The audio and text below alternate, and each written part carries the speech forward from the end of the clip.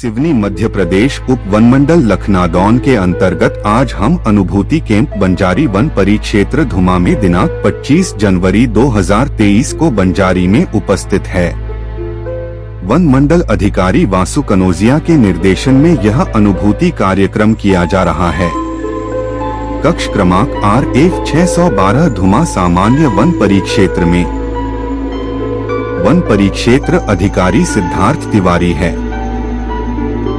संयुक्त वन मंडल अधिकारी गोपाल सिंह के द्वारा विद्यार्थियों को आज पर्यावरण के साथ वन के प्रति जागरूक किया जाएगा एवं विद्यार्थियों को वन दूत बनाने का सफल प्रयास किया जा रहा है।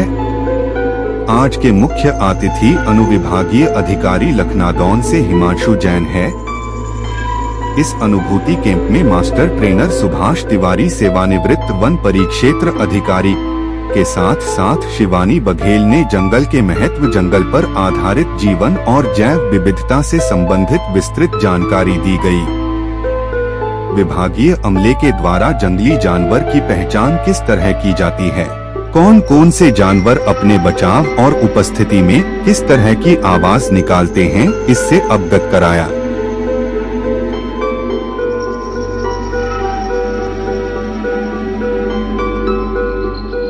नमस्कार, मैं हूं मुकेश यादव। देखते रहे सच्चे और सार्थक समाचार।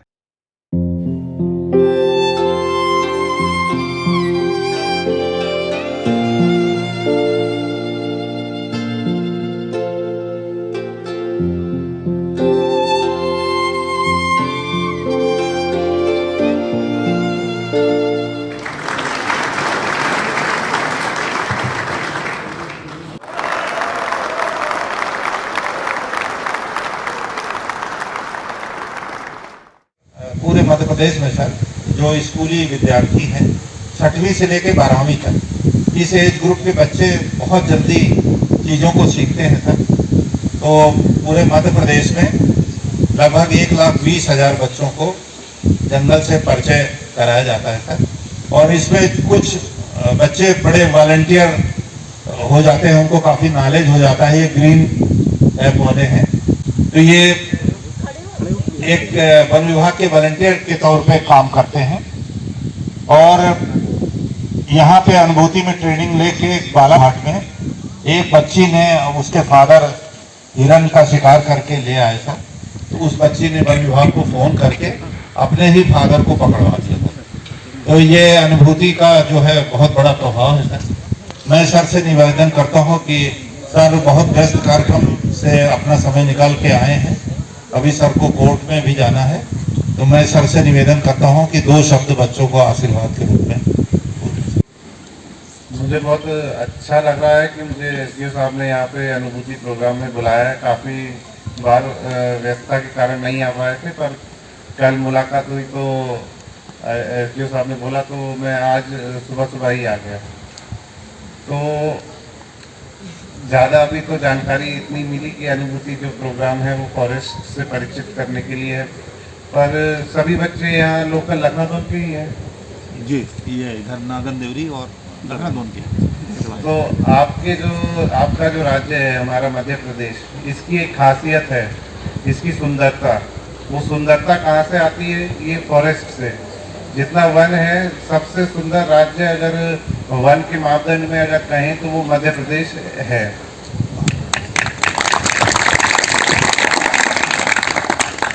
जो अधिकारी लोग बाहर से भी आते हैं, दूसरे जगहों से रहने वाले, जैसे मैं दिल्ली से रहने वाला हूँ, तो मैंने इतना वन कभी नहीं देखा, पर यहाँ आके बहुत एक संतुष्टि, सुकून ऐसा मिलता है।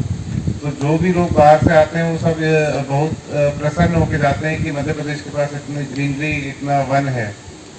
तो आप लोगों को इस वन से परिचित करने के लिए जो प्रोग्राम अनुभूति चल रहा है, तो कोई एक आप में से ही बताएं कि आपको क्या इससे फील होता है, क्या इससे बेनिफिट हुआ है अनुभूति प्रोग्राम से। ये वॉलंटियर्स जो हैं वो थोड़ा आएंगे, एक बार बताएं, नाम बताएंगे। हाँ, वॉलंटियर आओ। वॉलंटियर बनने से पहले हमें नेचर के बारे में इतनी जानकारी नहीं थी कि जो हमें वॉलंटियर बनने के बाद प्राप्त हुई है। वॉलंटियर बनने के बाद हमें पेड़ों और हमारे मध्य प्रदेश के वनस्पति के बारे में जानने की जानकारी दी गई है। वॉलेंटियर बनने के बाद हमें पक्षियों, प्राणियों तथा वन्य जीवों के बारे में अधिक से अधिक जानकारी प्राप्त हुई है। किताबों में हम पढ़ते हैं, हमने भी पढ़ा है, आप लोग भी पढ़ रहे हैं किताबों में, स्कूली किताबों से। एक किताब से उठ के और सीधा लाइव उस चीज को देखना, उसमें बहुत ही अंतर आ जाता है और जो सीखने की उसमें क्षमता है वो मेरे हिसाब से 10 गुना 20 गुना बढ़ जाती है। तो ये अनुभूति प्रोग्राम फॉरेस्ट विभाग से बहुत अच्छा प्रोग्राम चल रहा है। आगे जाके हम भी एक बार चल के देख सकते हैं उसमें क्या है, आपका प्राकृतिक पथ जो बनाया आपने, है ना, वो चल के देखेंगे सभी बच्चे। जी बिल्कुल।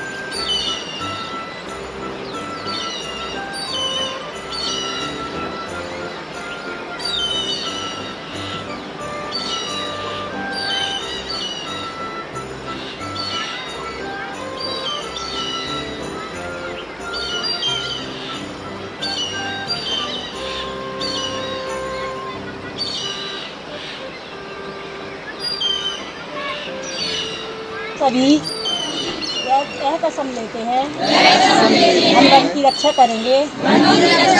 हम अगर किसी को झाड़ काटते हुए देखेंगे वन समिति के कर्मचारियों को मैसेज करेंगे। जय हिंद, जय भारत। तो चंदन आप इसको लगा सकते हैं। इस साल भी हम लोगों ने काटा, तो चोर काटे उसके पहले हम काटे। हम नहीं, आप लोग लगाएंगे तो आप कटेंगे ना। अगर तो मतलब आप ये जंगल किसका है? हम सब का है, कि वन विभाग का नहीं है। तो उसको क्या बोलते हैं? जो देता है उसको क्या बोलते हैं? होस्ट प्लांट, है ना, होस्ट प्लांट बोलते हैं। और जो लेता है उसको क्या बोलते हैं? पैरासाइट, परजीवी। तो ये क्या है? परजीवी। ये दूसरों से काम चलाता है। अगल बगल पेड़ रहे तो, है ना। सबसे बढ़िया बात यह है कि इसके लिए खाली जगह की जरूरत नहीं। अगर चंदन वृक्षारोपण करना है तो हम घने जंगल में भी चंदन लगा सकते हैं। तो सिवनी जिले में चंदन जो है धूमा प्रक्षेत्र में और छपारा प्रक्षेत्र में और इधर कहानी प्रक्षेत्र में प्लांटेशन हुए हैं, वो बहुत सफल रहे हैं। तो इस साल हम लोग घनसोर, शिकारा और कहानी में लगभग 100 हेक्टेयर चंदन का रोपण कर रहे हैं। ठीक है, चंदन जो है वही लगा देंगे और पूरे पौधे जीवित रहते हैं, मरते नहीं। और इसको 10 साल तक, जब तक ये पतला रहता है, इसकी 40 गोलाई नहीं होती, तब तक इसका चोरों से कोई खतरा नहीं। लेकिन अगर 40 गोलाई से ऊपर आ गया और इसमें सेंट आ गया तो फिर क्या होगा? चोरों से खतरा। चोर जो है फिर इसको काट लेते। तेंदुआ, तो तेंदुआ की आवाज किसको आती है? किसी को आती है? नहीं आती ना। तेंदुआ कभी भी यदि मान लो इधर कहीं से आवाज आए तो आप नहीं पहचान पाएंगे। मैं आपको उसकी आवाज बता दे रहा हूं, आप अच्छे से सुन लिए।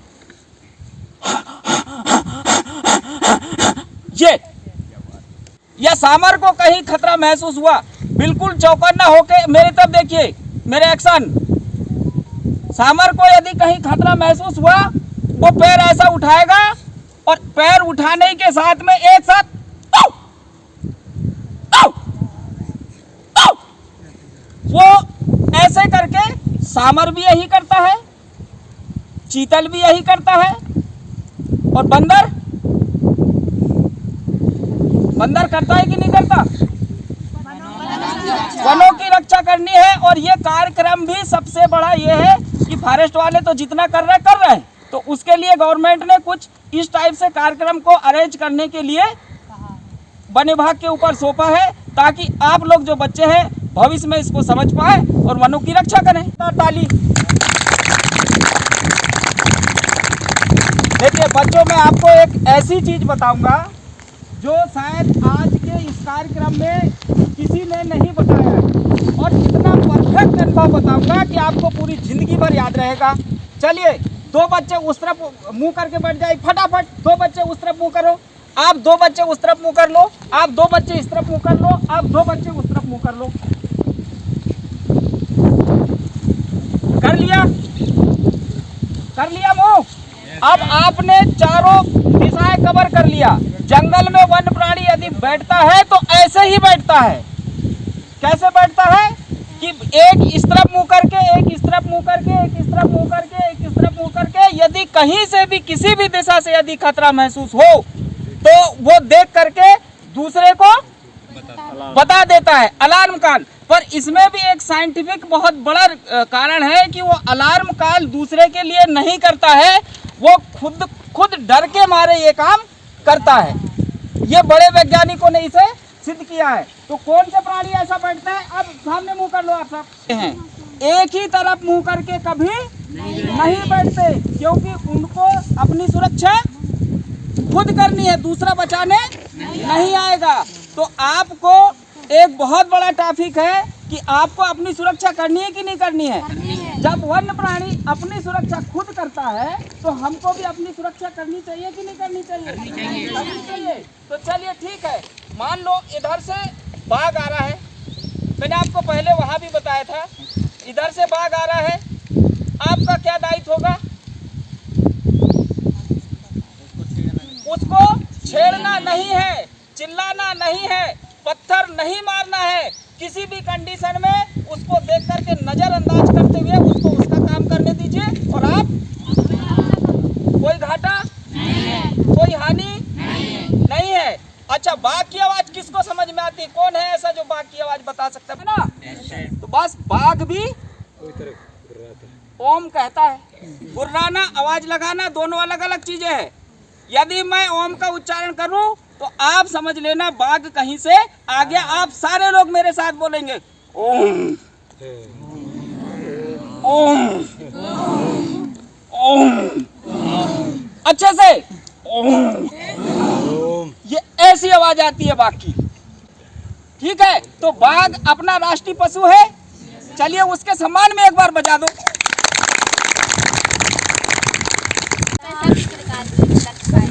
सब उम्र की, ये उम्र कौन सी है इसकी? मतलब अभी पौध, बाल वृक्ष में आता है, पौध में आता है, ठीक है? इसको पौध बोलते हैं अपन। अब ये बताओ कि मान लो एक व्यक्ति को जन्म से ही लकवा हो जाए, लकवा हो जाए, तो बड़ा होकर वो ठीक हो सकता है क्या? नहीं हो सकता, ठीक है ना? या तो पूरी जिंदगी ऐसे ही रहेगा या उसकी मृत्यु हो जाएगी, उसको काट नहीं सकते। लेकिन इसके लिए विकल्प है। अब ये देखना है आप, ये क्या बड़ा होकर के ऐसा झाड़ बनेगा? अच्छा झाड़ क्या कौन सा? क्योंकि देखो यहाँ से ये सवल गया है, ठीक है ना, बहुत सारे इसकी ब्रांचेस निकल गए हैं, ठीक है ना, देखो यहाँ से शाखाएँ निकल गई है। तो ये जो है ना, ये और इधर से टेढ़ा भी है ना, तब क्या होगा?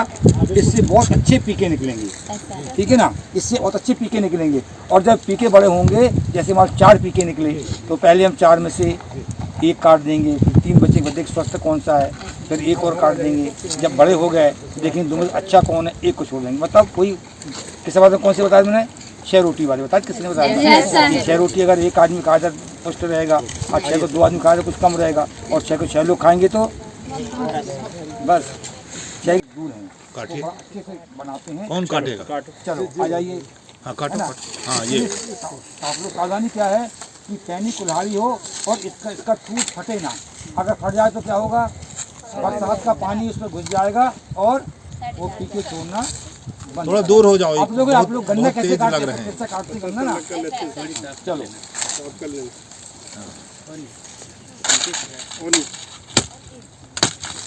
बनाओ उसको। हाँ और बना दो, बढ़िया बनाओ, टूट बनाओ उसका। तय करते हैं कि आने वाला जो हमारा वन है वो किस तरीके से होगा।